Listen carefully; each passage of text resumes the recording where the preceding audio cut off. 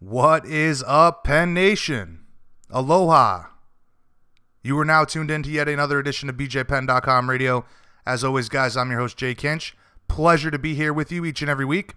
We have another great show lined up for you guys. Ton of news to get to. Streamlined episode, but a usual suspect. Guest you're very familiar with. And like I said, another great show lined up for you guys.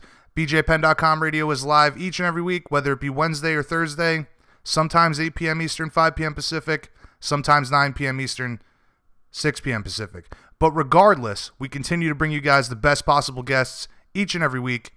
We are the fighter's voice and the voice of you guys, the fans. We give these athletes a platform to speak their hearts and minds. And obviously, being the voice of you guys, the fans, we greatly, greatly appreciate all the love and support, the patronage, Penn Nation. Please keep it up, like I tell you guys each and every week. Tonight's lineup, just one guest. We'll get to that in just a moment.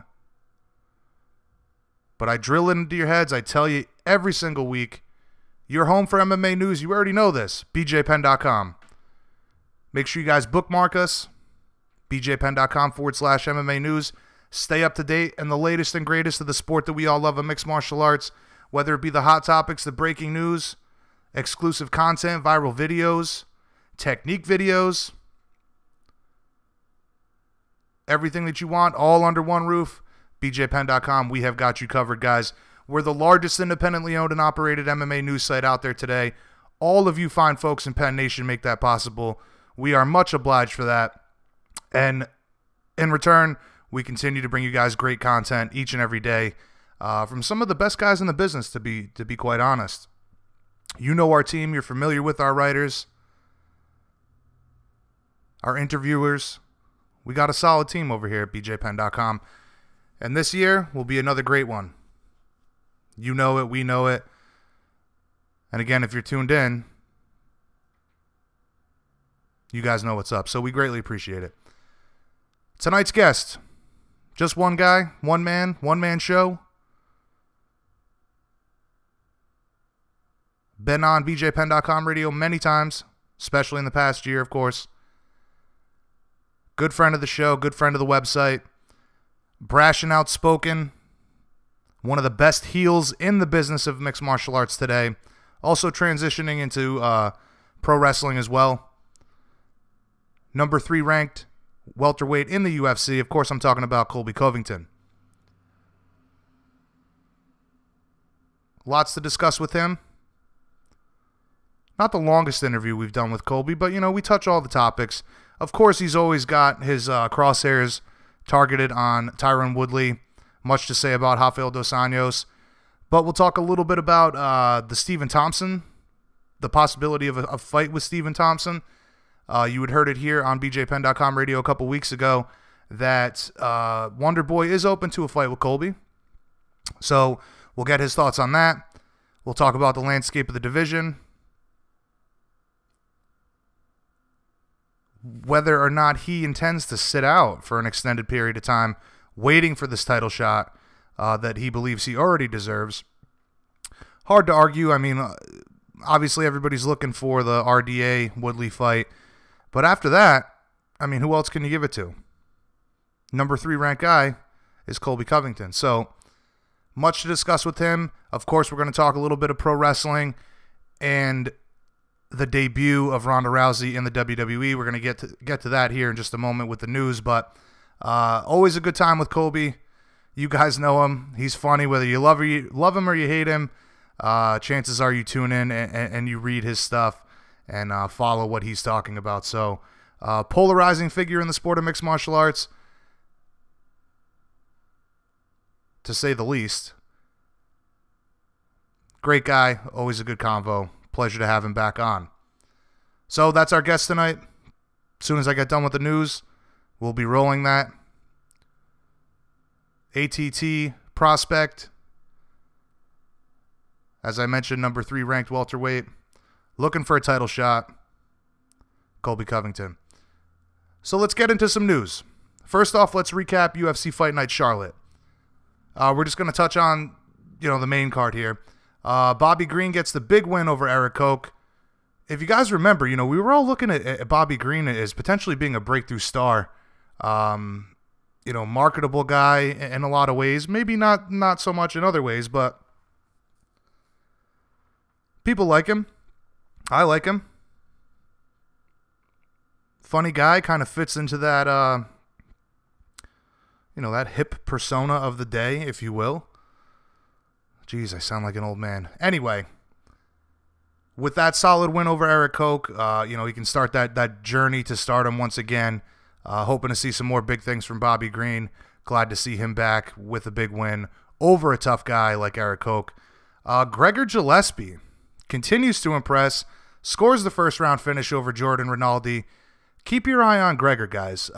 He could very well be climbing the ranks very quickly in 2018. And, you heard me talk about breakthrough stars. This guy could be that as well.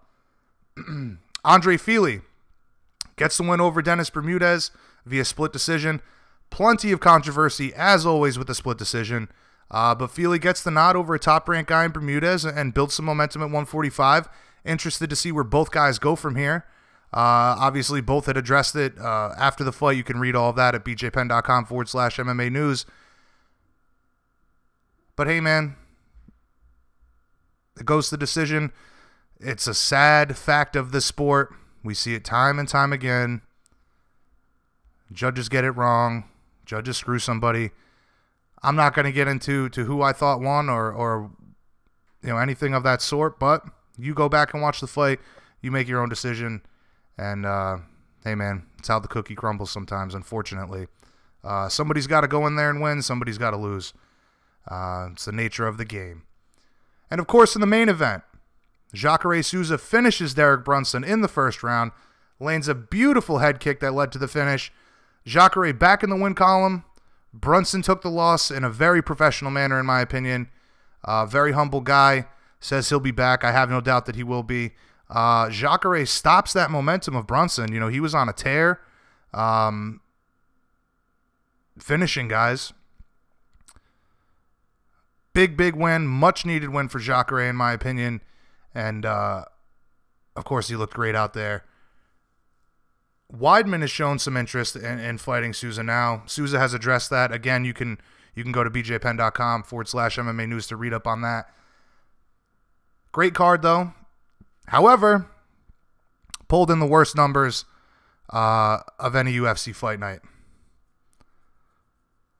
Oversaturation of the sport. You're hearing a lot of people talk about that. Tough to argue, but when you've got a roster with that many people, they got to fight. You got to have a lot of cards.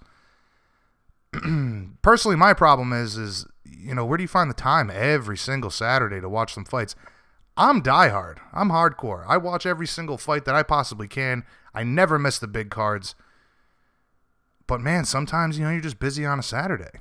And it's tough. It's tough when there's a card every single weekend. So, interested to see how the UFC is going to handle this throughout 2018. Chances are they're just going to continue to flood the market with all the MMA that they possibly can. But if you're a true fight fan, you're not going to argue with that. So, fight announcements. Anthony Pettis set to face off against Michael Chiesa at UFC 223 in Brooklyn. Big fight for the lightweight division.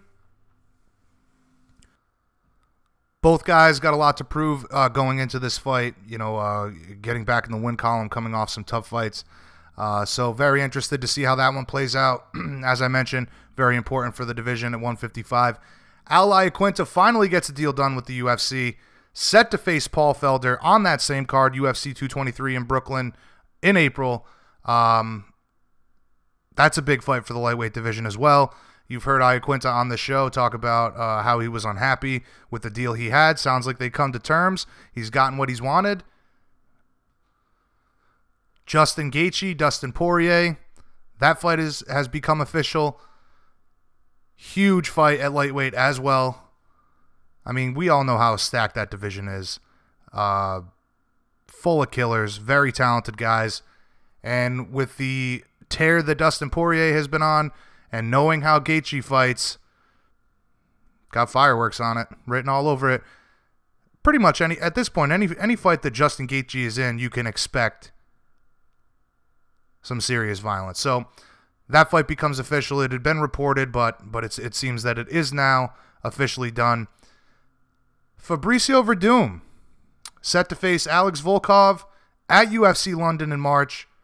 Bisping will apparently not be on that card at all. Big bummer for the UK fans, but at least they still have Jimmy Manuwa on the card, not to mention some other Englishmen. But that seems to be the main event. Verdum versus Volkov. Looks like Verdum's looking to stay pretty active until he gets that title shot. Again, to reclaim that title. He wants that second fight with Stipe, obviously. So this is another step in the right direction with the win over Alex Volkov.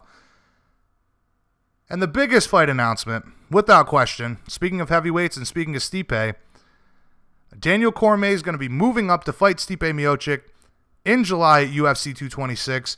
Apparently, DC called Stipe to discuss the pay before agreeing to the fight. I found that pretty cool. Guys looking out for each other.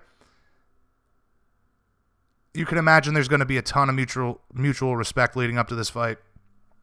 DC, of course, having a ton of success at heavyweight earlier in his career, moving back up. And we've seen plenty of funny videos and memes of, if you guys remember the Fighters Only Awards from a couple years ago. The yearly MMA awards. They always do these funny skits, and there was one that it was DC dancing. What was that stupid song? I'm all about that cake, whatever. And it's him dancing around with all of these foods that he likes. So, of course, there's been a ton of that floating around the internet. DC no longer having to cut weight for this fight. We'll see how it plays out. Very tall order for DC. Stipe obviously has shown his ability time and time again in the octagon. Both coming off of big fights on the same card in Boston, which I witnessed. And now they'll be fighting each other in July at UFC 226. So, huge fight announcement. DC has hinted that Kane might move down to 205, which I found very interesting. We'll see what happens there. I'm sure that would be fully dependent on if DC was to win the title from Stipe. But again, you can stay on this story and follow that up at bjpenn.com/MMA news. We will have that covered in depth as it plays out. And speaking of weight, Max Holloway recently talked about the inevitability of him moving up to lightweight. There's been a lot of talk with these new weight cutting rules that he may be affected, and it seems that will be on his agenda to move up to 155 eventually. When that will be, tough to say. He's obviously got a huge fight coming up with Frankie Edgar. I think he'd have plenty of success at lightweight as well. His frame would certainly suggest that. The strangest news of the week, however, Floyd Mayweather trolling us all yet again. First, he flaunts the check from him boxing Conor McGregor for $100 million. In typical Floyd Mayweather fashion. Then, days later, posts a video of himself stepping into a cage and hinting that he's going to move to MMA. Listen, that's highly unlikely, folks. Interestingly enough, though, Vasyl Lomachenko posted a video of him working on some wrestling and also suggested and hinted at a transition to MMA. Now, here's how I see it. Our own Tom Taylor has said that if Floyd's going to move to MMA, they should have him fight CM Punk. As funny and as serious as that is, I mean, I understand where Tom's coming from on that. My theory would be, if both these guys are going to move to our sport, have them fight each other. A fight that we would have wanted to see in the boxing ring, just have them fight in a cage. They both have the boxing skills. Let's see who's got the better wrestling. I'm willing to bet that the Ukrainian would have more grappling skills than Floyd Mayweather. But nonetheless, this is Floyd trolling us. We've talked about it time and time again. This stuff with the UFC saying that they've been in negotiations with him. After Floyd posted this video, Dana White retweets it with a smiley face. I'm not buying anything until I see anything signed. We've seen crazier in this sport. So I won't say never, but I will say highly unlikely. And hands down, the biggest news of the week, Rowdy Ronda Rousey makes her WWE debut at the Royal Rumble over the weekend on Sunday. Came out at the very end of the show, dressed like her late godfather, Rowdy Roddy Piper, the one that she gets her namesake from. There was speculation leading up to this that she would make her debut. They were doing the first ever Women's Royal Rumble. There was a lot of talk that Ronda would be there. All of that was shut down, and then as the event progressed, it would seem that it was not going to happen. And then all of a sudden, at the end of the show, after the Women's Royal Rumble, they have some women facing off, and apparently there was some discussion over who wanted to face who for a title. Anyway, unfortunately, I don't follow pro wrestling like I used to when I was a kid. But, like I said, it appeared she wasn't going to come out. All of a sudden, that Bad Reputation music hits. Next thing you know, she walks out, gets a huge pop from the crowd.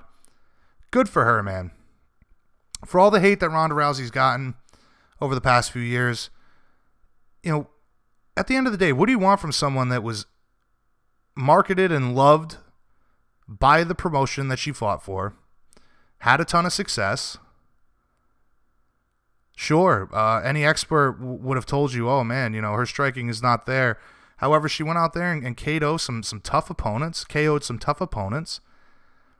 I mean, hey man, you get paid millions and millions of dollars, you go undefeated, and have all the successes that Ronda Rousey had. Chances are, you're probably going to be pretty confident too, borderline cocky. So obviously she catches a ton of hate for her skills, all of those things, but this is a great move for her. She's going to make a ton of money over there, stays in the spotlight. What I'm interested in, and you're going to hear me talk about this with Colby Covington, is will she stay on the microphone? Will she get on the mic? Will she cut her own promos? Or should she incorporate someone like a Paul Heyman to do the talking for her? That's what we've seen with Brock Lesnar. Brock Lesnar, not very good on the microphone. Of course, he has Paul Heyman, who is a genius on the microphone. So I'm interested to see how that all plays out. But Rousey comes out, points at WrestleMania. I didn't catch Monday Night Raw. I would assume that she did not make an appearance at Raw. Also very interested to hear, what her contract's like, how many appearances she's going to be required to make. I highly doubt she'll be on the road. She'll probably just be involved in, big events and big cities that the WWE goes to. So that's all the news I'm going to get to for today. Tons of stuff I didn't get to, guys. If you want to read up on all that, plus much, much, much more, everything that's going on in the sport of mixed martial arts right now, BJPENN.com. We have got you covered, guys. BJPENN.com/MMA news. For all the breaking news this week, like I said, you guys know where to go. Everything that you crave from the sport that you love in mixed martial arts, BJPENN.com. The fighter's voice, the voice of you guys, the fans. We have got you covered. So, on that note, I'll quit talking. We'll jump right into this interview. BJPENN.com radio, the fighter's voice. I'm your host, Jay Kinch. Coming up next, our good friend of the show. As I said, the brash and outspoken. Speaking of pro wrestling, he is one hell of a heel. Colby Covington.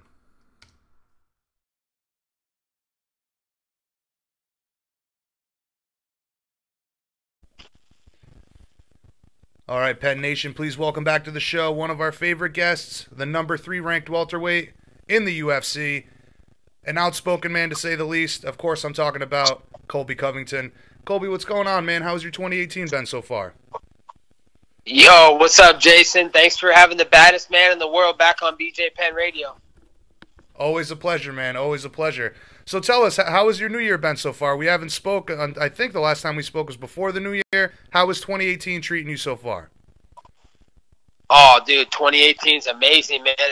It's already starting to be a bigger and badder year than 2017. You saw what I did in 2017. I completely embarrassed the number 7 fighter in the world and the number 2 fighter in the world. So just wait till you see what I do in 2018. The number 1 fighter in the world, which is a ranking, and that's just a number by this name. It's not adequate of who's actually the best fighter in the world, because that would be me, which is, it's a joke they have me at number 3. But anyways, 2018 is going to be the greatest year, man. Tyron Woodley, he's going to get his career ended, and I will have the belt around my waist. So before we, obviously much to discuss as always, Tyron, of course, being one of the big topics, but tell me a little bit about the Nerd Bash 2018 hashtag that you have going. Yeah, the Nerd Bash 2018 is what it is. I'm making a guest list with all these little nerds, and the top of it is Tyron Woodley, RDA, Stephen Thompson, maybe even a guy like Rory McDonald, that syrup sucker out of Canada. So, Nerd Bash 2018, all these little nerds are on my guest list, and it's not a good guest list, Jason. You don't want to be on this guest list. This is the guest list where your career gets ended. I have no doubt. You mentioned a lot of names there. Several of them I want to get to here in a moment, but I know you've been traveling quite a bit. I know you spent some time back home on the West Coast. When did you get back to Florida, and how often have you been in the gym? Yeah, I did some traveling. I got a little downtime to go hang out back home in Oregon and do some cool things back there. And I just got back out to Florida about 2 weeks ago. So it's good to be back home in Florida at the world's greatest gym, American Top Team. And just talking with my manager Dan Lambert. He's giving me some good speeches about getting ready to fight. So I'm just getting back into training right now, and I'm ready to go whenever. So, no news at this point, no fight offers, nothing on the horizon, just still campaigning for that title fight.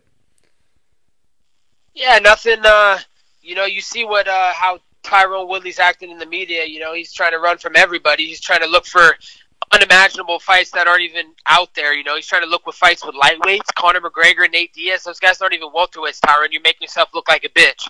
And then also GSP, like the guy's got colitis. He's not even probably ever going to fight again. So why don't you focus on the real contenders in the division? I'm the top of the division. I guess they consider this RDA chump at the top of the division too, which is a joke. He's a lightweight. He was getting knocked out by lightweights last year. But, let's talk about this division. I'm waiting to see what happens with Tyron because I'm next in line, man. There's only two contenders at the top of the division. It's me and RDA. So I'm going to wait to see what happens. I don't think they should make the RDA fight. I mean, that's going to be boring. Who wants to see that? Tyron Woodley's already thrown the least. He's already had the record for history for least amount of strikes ever thrown in a fight. Now he's going to get the record for least amount of pay-per-view buys if they do him versus RDA. Who wants to see that? No one wants to see that. Two good guys. Oh, I'll fight whoever. No, you want to see drama. You want to see promotion. You want to see actually real entertainment, not just the fight, but the lead up to the fight. Then you need to put Colby Covington versus Tyron, the chosen bitch, Woodley for the undisputed welterweight title. Now, I'm assuming that you heard all the stuff that he said on Rogan's podcast recently. Yeah. I mean, the only reason is because I get tagged by hundreds of fans out there that are just like, wow, Tyron's a fucking complete dumbass. Like, he's making himself look like a complete clown. He'll do anything just to get on TV, but he'll do anything just not to fight.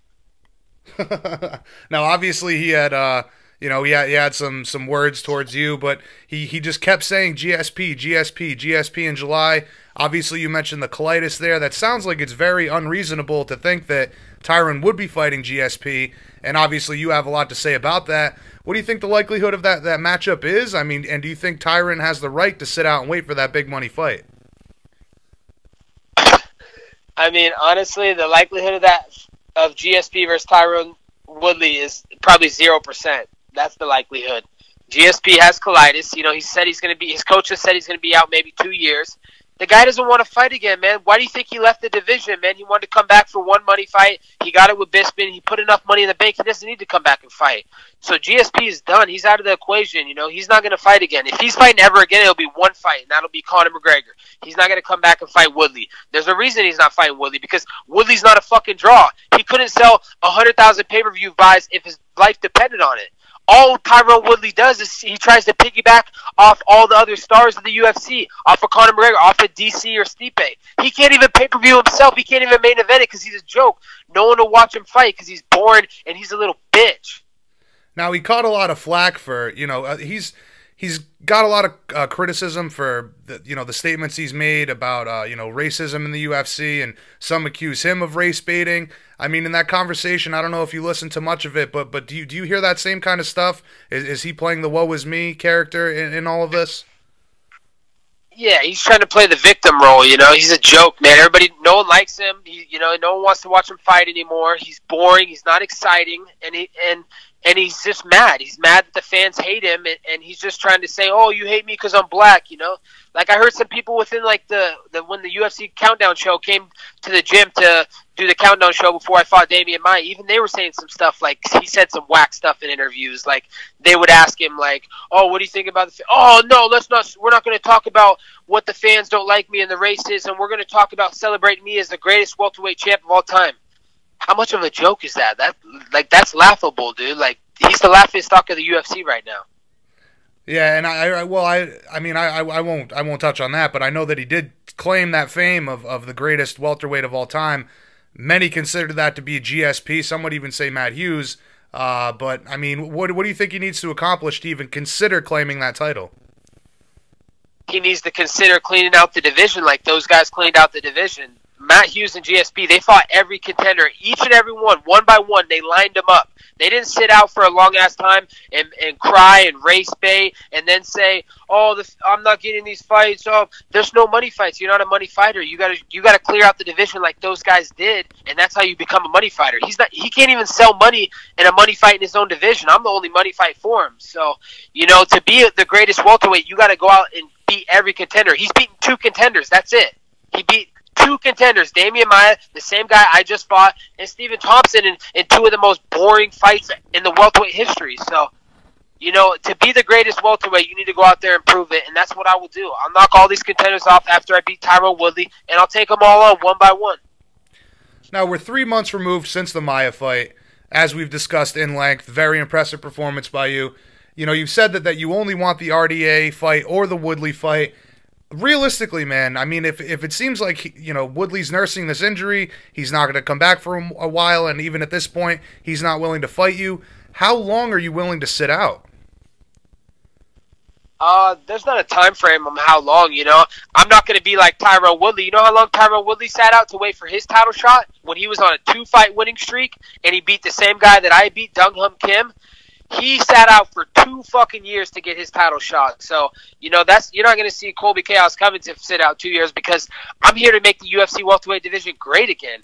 And you know, you don't do that by sitting on the sidelines. So, you know, it's been, 3 months since my fight. You know, maybe we'll start looking at something for springtime, maybe for summertime. But, you know, I'm back in training now in Florida. You know, I got to talk to my manager, Dan Lambert, and, you know, we'll see what happens, but we have to see what happens with the title picture because I am in the title picture. You can't doubt that. There's no doubts about it.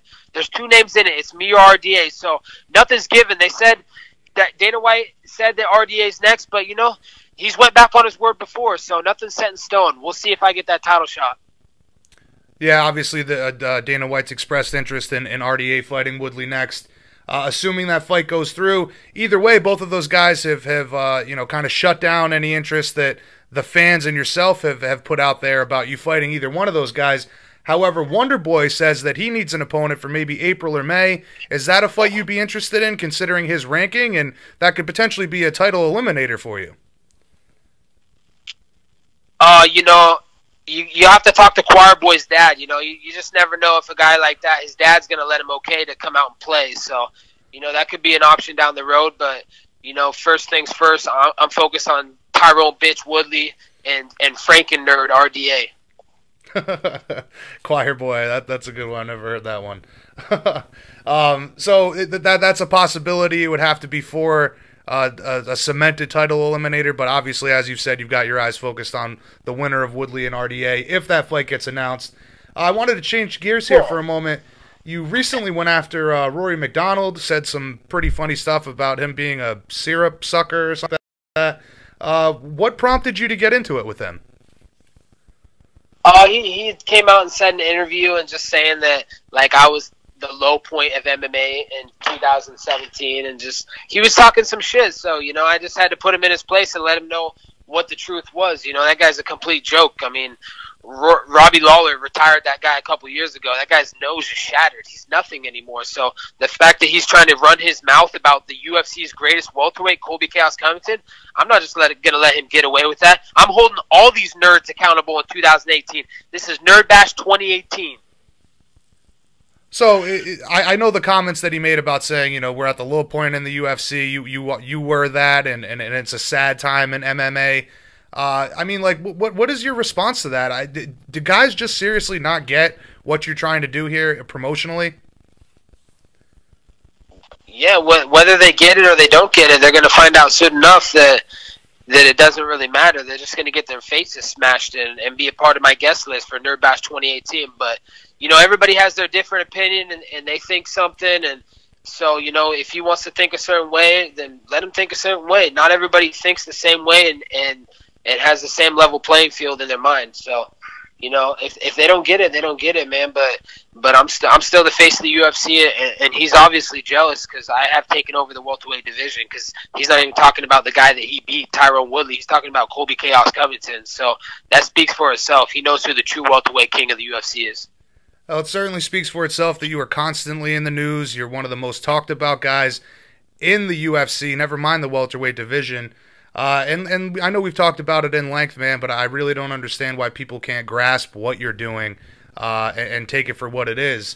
But, that being said, man, do you have any doubt that, this promotion stuff, this ball will continue to keep rolling in 2018 and that you'll be able to continue building this momentum? Or do you think, maybe that'll change a little bit? Will you still be the heel by the end of 2018?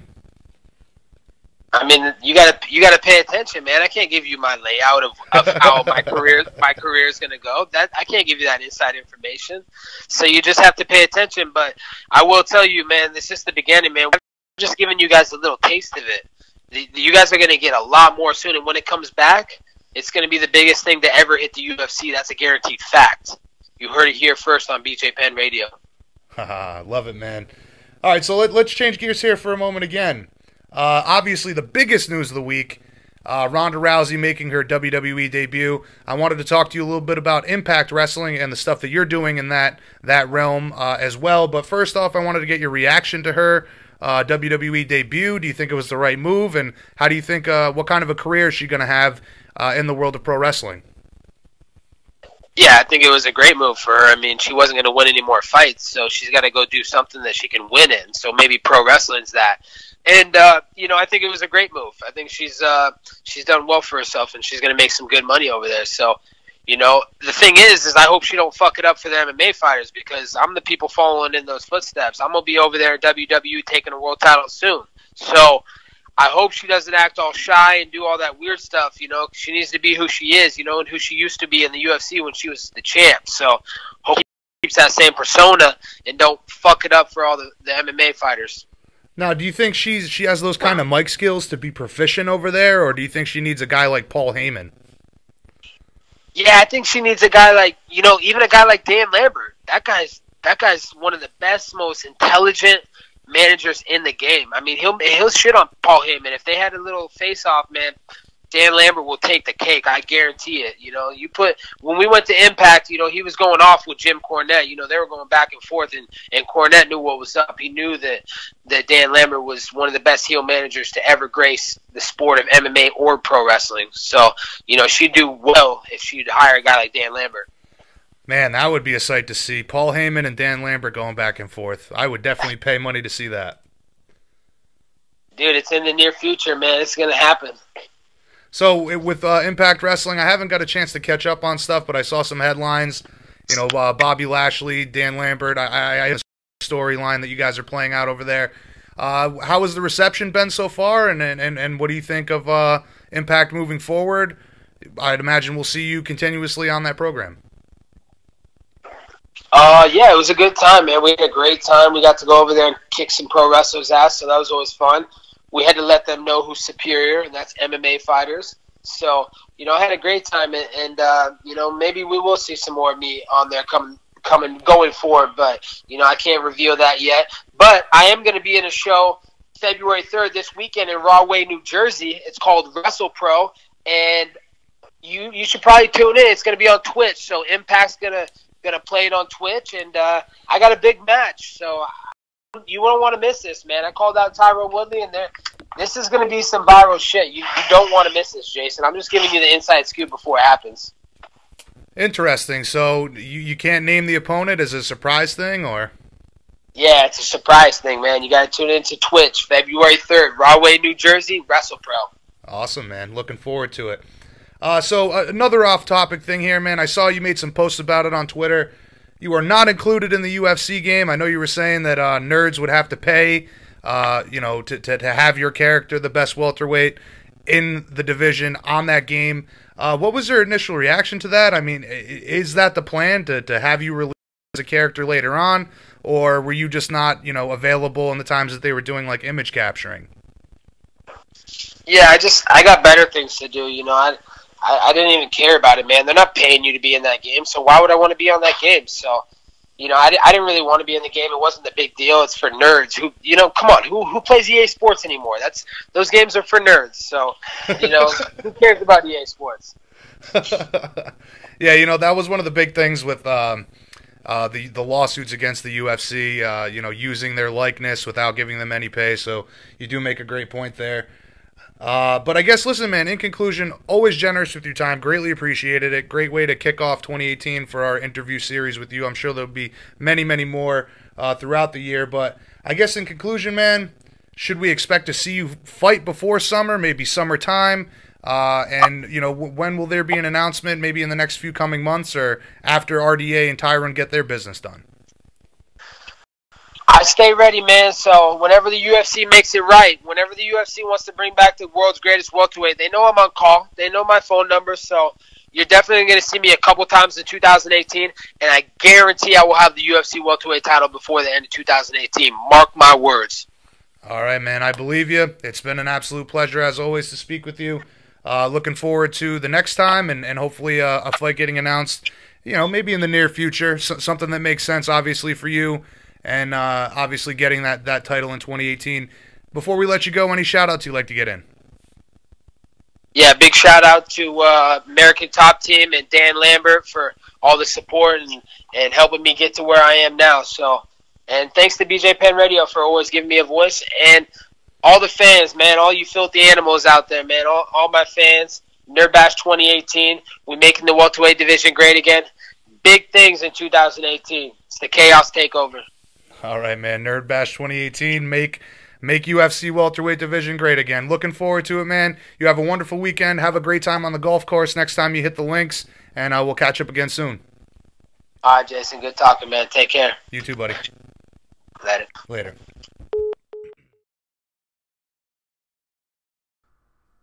All right, guys. There you have it. Chaos himself, Colby Covington. Again, good friend of the show. Always a pleasure to speak with him. Had some very funny stuff to say there, in particular about the EA UFC game. And interesting side note, my friend had told me today that he's played it. We all played the games religiously. Personally, my favorite was the 3rd edition of UFC from the THQ brand, before EA had started, making the games. I personally loved UFC 3 by THQ. Nonetheless, we're on the 3rd edition from EA. I've played the 1st and 2nd from EA. 2nd obviously being a little bit better. Their primary focus was fluidity. But anyway, listen, I'm getting way off topic here. My buddy said it sucks, the new game. I've yet to play it, so I won't take his word for it until I actually play it for myself. But if the game really does suck, then hey, I'm on board with Colby. I'm not even going to play it. Very funny stuff from him. We all know how he's felt about Woodley, RDA, the division. He continues to fire people up, piss people off, troll people. I would say if you guys don't follow him on Twitter, you really should. You'll at least get a laugh a good laugh every day or so, depending on how often he's tweeting. But at the end of the day, I've said it many, many, many times on the show. Please understand what this guy is doing. Not enough people do. He catches all the hate in the world for what he's doing. But at the end of the day, it's working for him. I mean, give him some credit for that. We all love Chael Sonnen. I know a lot of people make the comparison and say, oh, Chael was much more clever. Colby's way more harsh, and it's still funny. So, you know how I feel about it. Sure, would I like us to get away from trash talk, get back to that Bushido way of maybe a Rose Namajunas? She's very refreshing to see what it's very refreshing to see what she's going to be able to do in the sport if she's marketed correctly by the UFC. Trash talk is funny. I really love and appreciate guys like Colby. But at the same time, everybody's trying to do it. If you're not good at it, please stop. Clearly, Colby has a knack for this. And hence his talk about move to pro wrestling. I haven't got a chance to watch much of the Impact stuff. But from what he's saying, Dan Lambert is also a genius on the microphone. So all that to check out. I'm interested to see how this is going to play out with this event he has coming up. Mystery opponent. I'm almost willing to bet that it's going to be like a Tyron Woodley knockoff gimmick. Tyron Woodley knockoff gimmick. Oh, God, he's got me saying Tyrone. Good old Colby. But again, good conversation with him. Can't thank him enough. That's another episode wrapped up, guys. BJPENN.com Radio, episode 68. We'll be back next week, hopefully with the full deck, full guest list. We're working on a couple of big guys, big names. We'll see if that comes to fruition. But yeah, another solid show. Greatly appreciate you guys. I greatly appreciate the entire team at BJPENN.com. Tom, Chris, Drake, Justin, Russell, Scott, everybody I'm forgetting. Love you guys. Big mahalo. Big thank you to all of you, Penn Nation, for tuning in, supporting us. Keep it up. BJPENN.com/MMA news. Make sure you follow us on Facebook, Twitter, Instagram, Google+. Set up notifications. Get text alerts. Get the news before everybody else does. BJPENN.com. Everything that you crave from the sport that you love, all in one place. We have got you covered, guys. Before we wrap things up, Super Bowl this weekend. Big card this weekend as well. Machida taking on Eric Anders, UFC Bellum. Valentina Shevchenko making her women's flyweight debut. Very exciting stuff. Rest of the card's pretty solid as well. So, of course, I'll be tuning into that on Saturday. But Sunday. You guys know I'm from Rhode Island. I'm a New Englander. New England Patriots taking on the Philadelphia Eagles for the Super Bowl. You know who I'm betting for. Tom Brady's incredible, guys. Don't hate. Don't be a hater. You know it. Respect the GOAT. And tune into some awesome fights this weekend. So again, big thank you to all you guys, the team, Penn Nation. We'll be back next week. Another solid show. Hope you guys tune in. Follow us on social media. Get in touch. I'm your host, Jay Kinch. BJPENN.com Radio, episode 68. Signing off for the evening. Peace out, everybody.